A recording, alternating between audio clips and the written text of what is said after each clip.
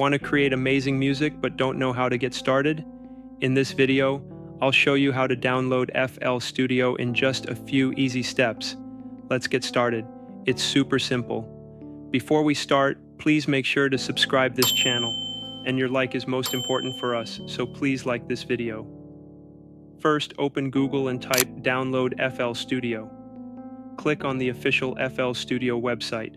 Don't worry, it's easy to spot.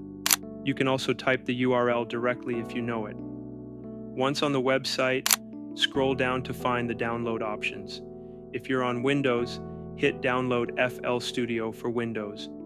Mac users, don't worry, there's a macOS installer just for you. For this tutorial, I'll show you how it works on Windows. When you click Download, a pop-up will appear. Just confirm, and your download will start. Once it's done, open the file and follow the instructions to install. And that's it. You've now got the FL Studio free trial ready to explore. If you found this tutorial helpful, give it a thumbs up and subscribe for more tips and tricks. See you in the next video.